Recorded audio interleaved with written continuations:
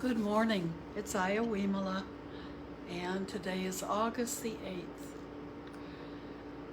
So, I hope everyone is finding a way to appreciate coming to the latter part of summer and appreciate the beauty that we can find in the world and in our neighborhoods and in our homes and just within ourselves. There's so much good, and I know sometimes when the world feels difficult and challenged the way it does now, we can get caught up in our own suffering, and it's good to remember to back off and take that broader view and think about being a joy to others and finding joy for yourself and being happy, feeling free and spacious. We can take care of ourselves and do the right things, and still it's okay to be happy even when we know there's just a lot of stress around us. It doesn't help to add to that, right? We can add to the antidotes. So, of course, those of you familiar with what we've been doing, you know what I'm going to do. I want to read some from Dhamma Everywhere by Sayadaw U Tejaniya. We're really at the end of the book, and I think today and Tuesday we will be finished with the book. But I don't want to read so much that we don't have time to sit. So I'm watching. I think although the book we're talking about defilements and working with defilements, and those are those things that are connected with greed and aversion and delusion, but this book I think is full of beauty and full of just those ideas of ways to wake up and stay awake. And that's what we want. We don't want to be piling on ourselves. Oh, look, I can't do this right. I did this again, and I said I wasn't going to do that again. And we don't want to be beating on ourselves when we work with defilements. Defilements are human. This is human nature. And what we're doing is just trying to be more awake and more present. And there's some really good things in this last part of the book where I think he's reminding us of that. And the beauty of it. And I'm wondering, I think tomorrow we have our book group on the Noble Eightfold Path, the Bhikkhu Bodhi book, and he ends this book with some of his short, really pointed messages, and it's about the Eightfold Path and how everything flows together. And we don't have to see working with our defilements as a burden. It actually can be a very lovely way to wake up and to cut through those defilements pretty easily. Not always easily, but we can definitely see ways that watching and being alert and awake is such a wonderful way to live, to be aware and watching and attentive all the time.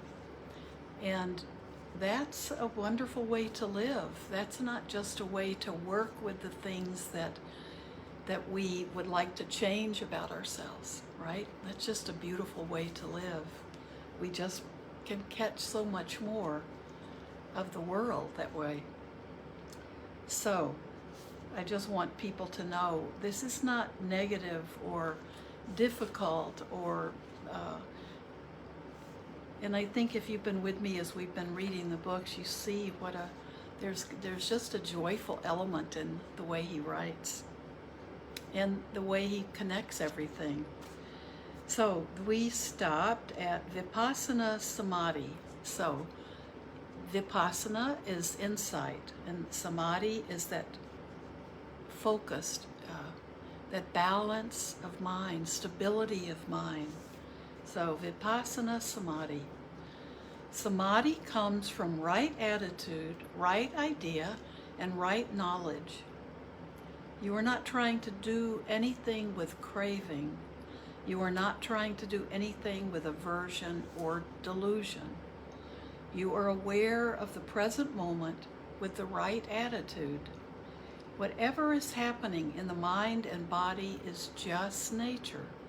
If you think this way, that nature is nature, feeling is feeling, the mind is not reacting, liking, or disliking.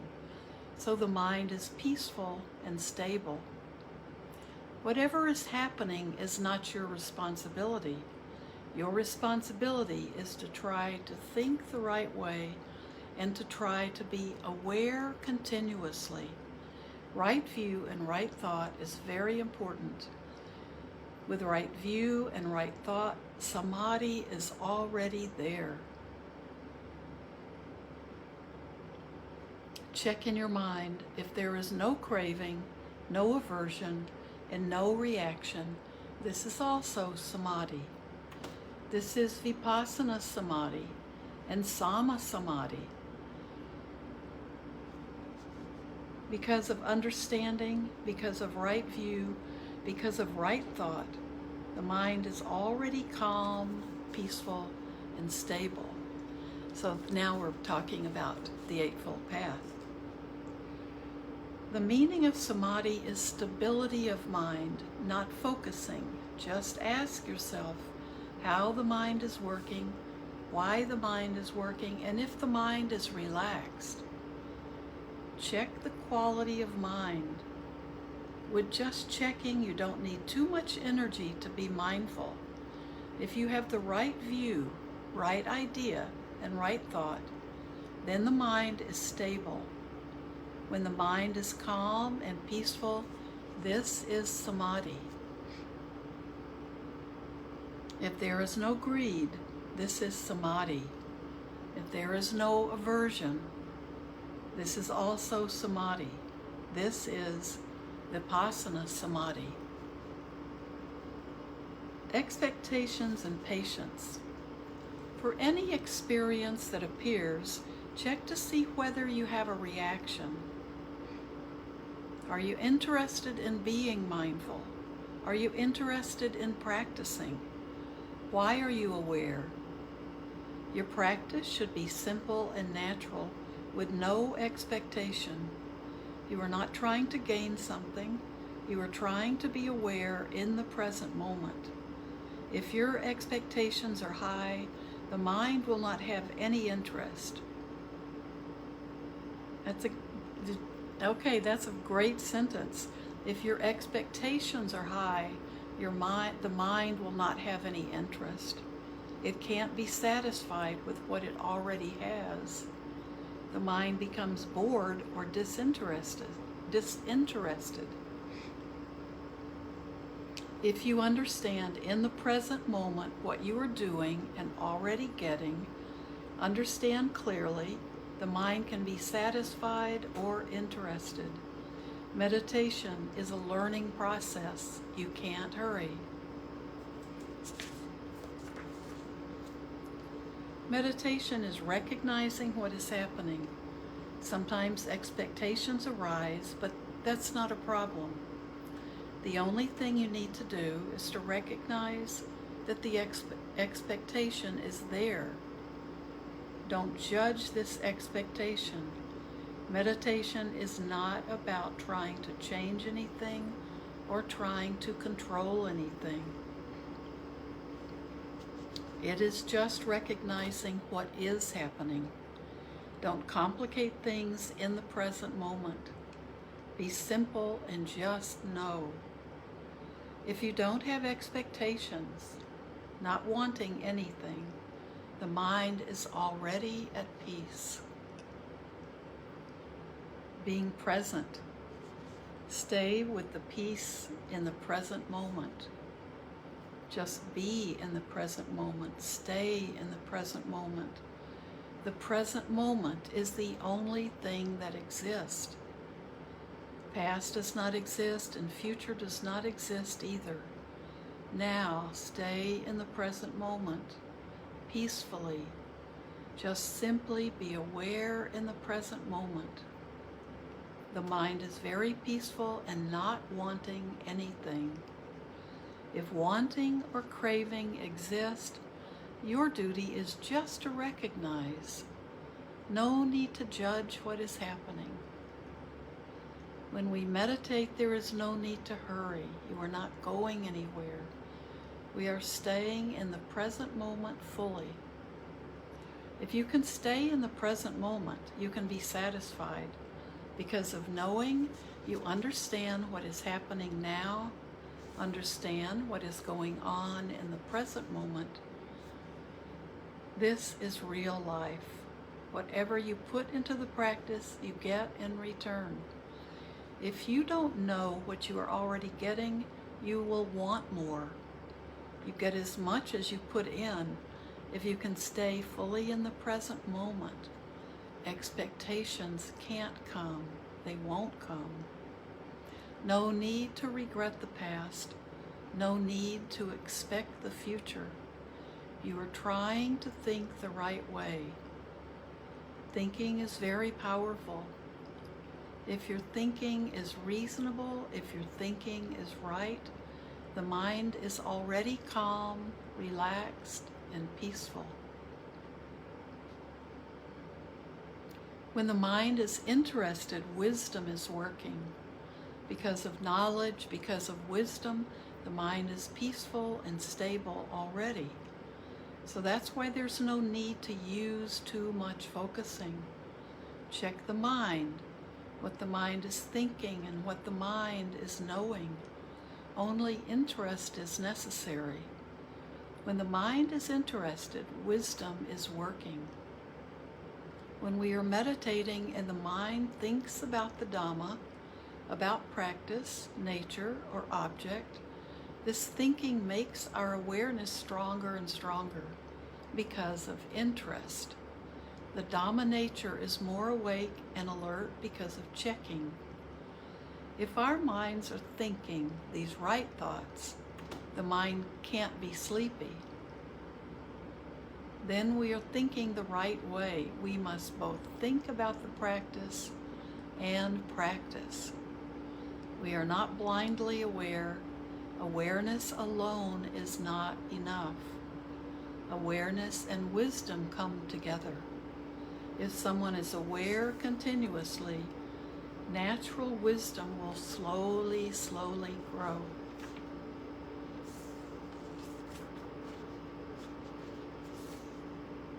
Defilements do their job, and wisdom also does its job. We already have intelligence. We use our knowledge, intelligence, and effort to practice. When we don't have craving, aversion, worry, or anxiety in the present moment, the mind is free and peaceful because of knowledge, wisdom, and awareness.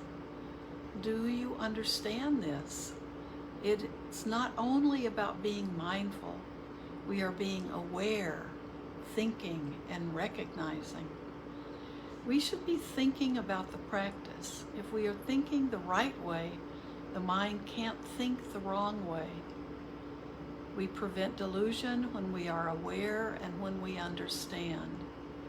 Knowing what is happening is also right view. Whether it is good or bad, we know what is happening in the present moment. So don't forget why you are doing this. Don't forget why, for what, with what motivation. Do you want to get something? Are you sure awareness is present? If it is present, what do you understand? Sometimes you need to use the questions of what, why, and how. But the answer is not important. Interest is. It is important. You only need interest. You can't and you don't want to get results immediately. So that is okay. We'll finish on Tuesday, but why don't we sit? These words are every sentence is a jewel, right? So just remember, we want just awareness is not enough. That's the title of one of his other books. We need that wisdom.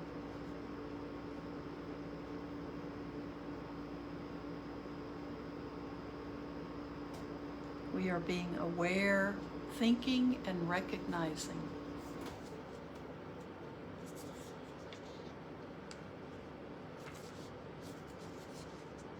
So we already got into the Eightfold Path, and then the end of the book talks more, so tying the Eightfold Path in with working with defilements and working with awareness, wisdom, of course, is how we can work to come to fruition in the path. So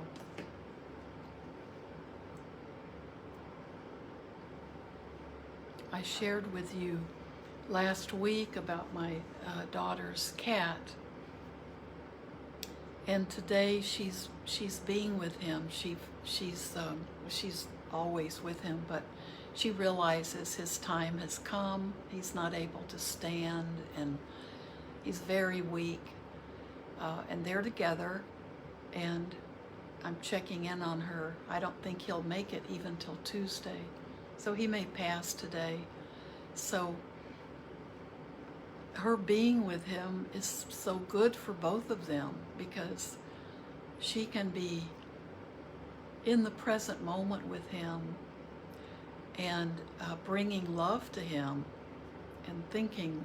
One of the things I suggested was spend the time together, being aware of how much love he's brought to you and how much you've given him, and realize that he needs to leave when the right opportunity comes up for his next rebirth. And she doesn't need to struggle. If she needs to be at the point where she needs to help him pass, she can do that without feeling bad about it or guilty. And if he dies peacefully in her arms or with her, it's painful for her to watch, but as long as she knows he isn't suffering, that can be beautiful for both of them. But we don't want to get so caught up in our grief at the moment, because the grief we feel is about what will be missing in the future.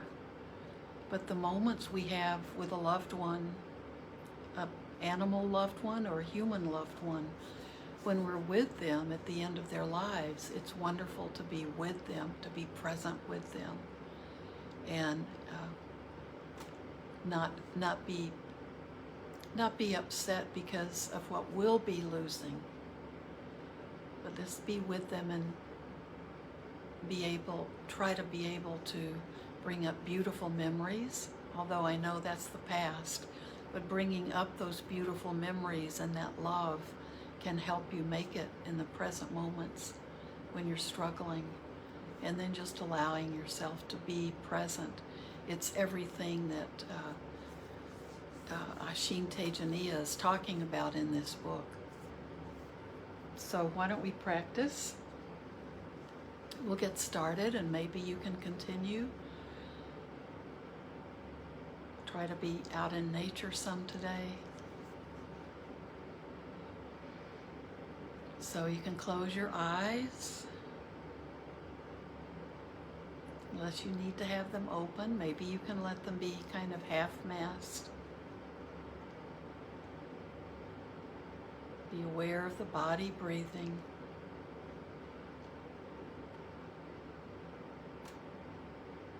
Have your hands open, maybe right palm on top of your left, or you can have your palms down and resting on your upper legs.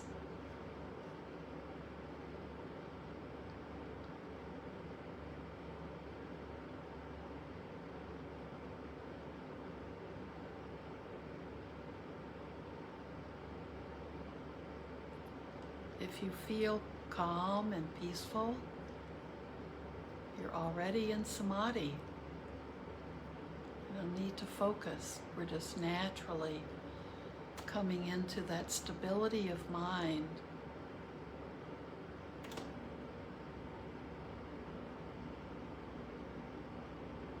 And if you feel restless, you don't feel calm and peaceful, don't feel bad about that. Just keep staying with your breath,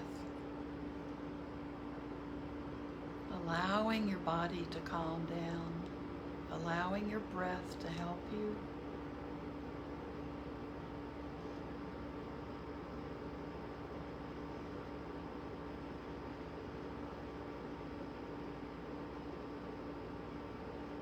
This is another important time in our lives to allow joy and delight to enter our lives.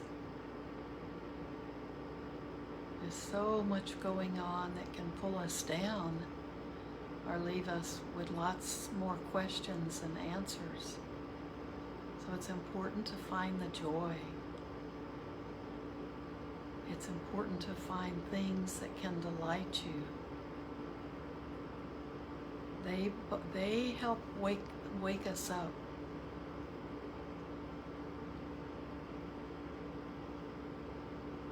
And it's very important to keep coming back to the present moment, not projecting out into the future,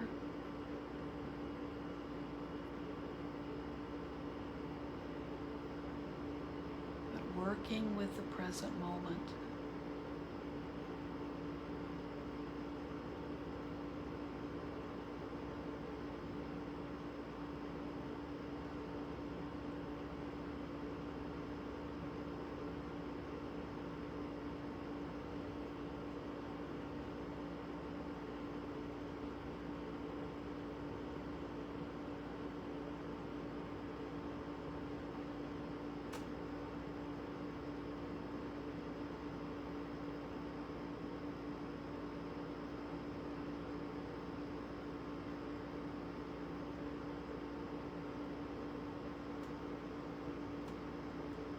You can begin with your breath as your object. And if you feel ready for it, you can just be aware of anything arising for you, arising in your body, arising in any of your sense doors.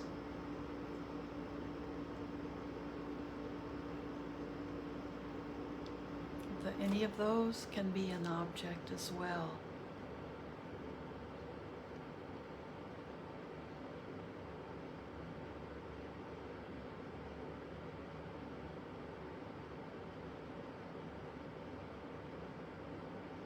And just be aware of your reaction to that object. No need to be worried about the object. But we can look at our reaction. We can be aware of that.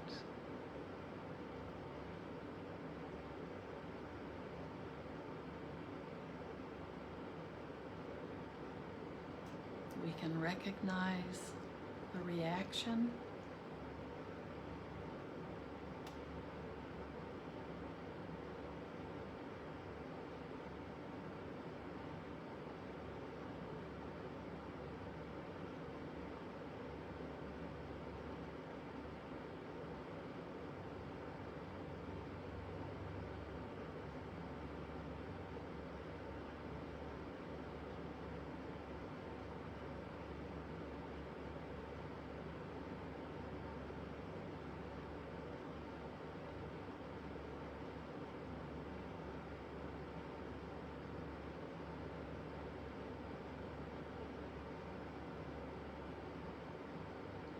We don't need to sit too long with our reaction, with the reaction that we feel in the body. We can let it go.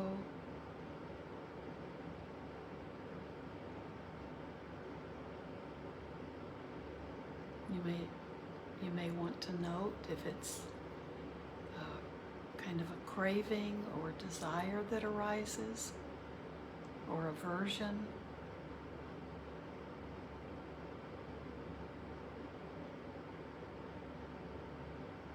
Or if we just don't understand what's arising.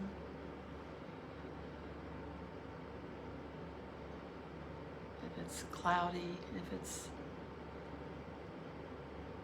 not coming into focus for us.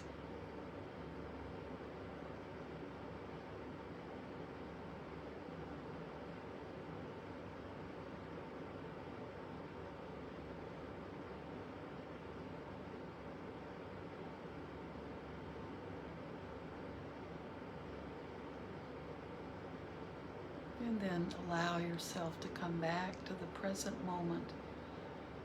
Come back to your breath.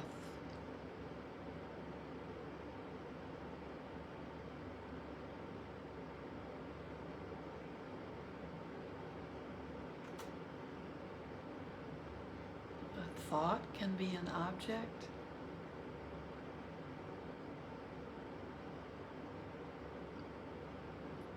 Just be aware. If the thought arises, what your reaction to the thought is. Is it a physical reaction?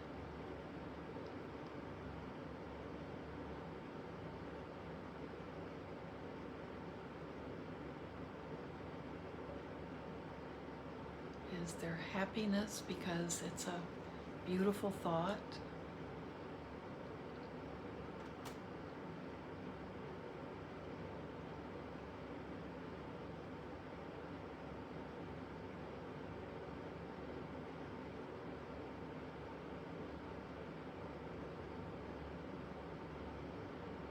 And maybe that thought makes you feel irritable because you know it's a negative, maybe self-defeating thought, and it's one you can't seem to get to go away. Just be patient and observe.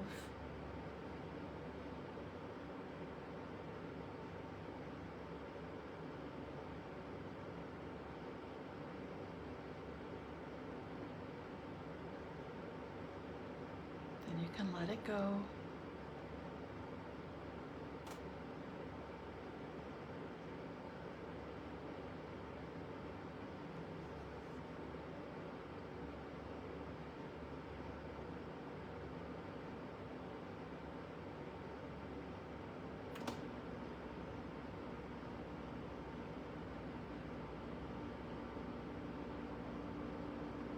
Be with your breath.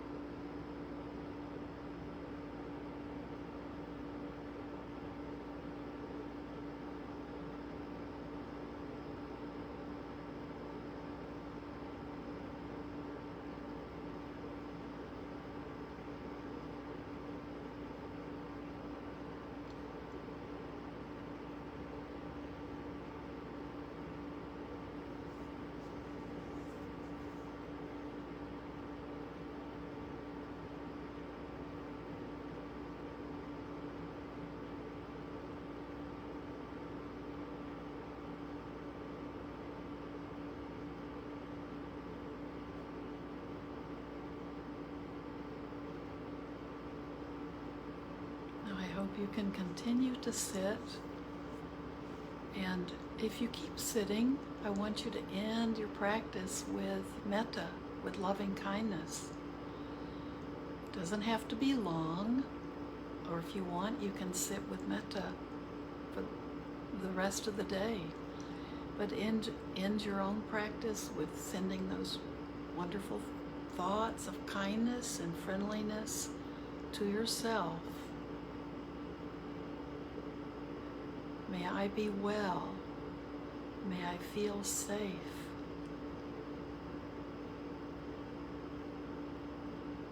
May I be truly happy and content.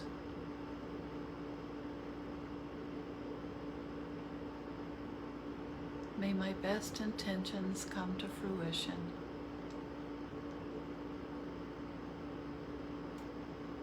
And then send those same good thoughts to your loved ones. And gradually just increase the amount of thoughts and the radiating out from your body, and increase that to just reach out around the world and out into the universe with those thoughts of goodwill to all beings, all living beings, all humans, all non-human beings.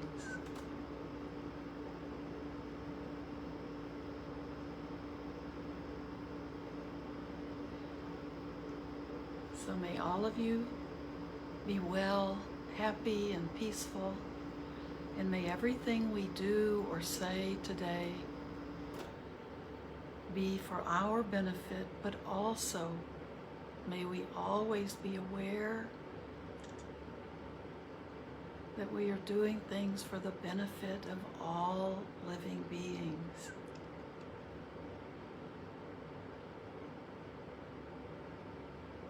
So thank you.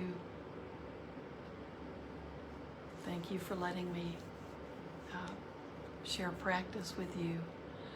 And I'll see you Tuesday.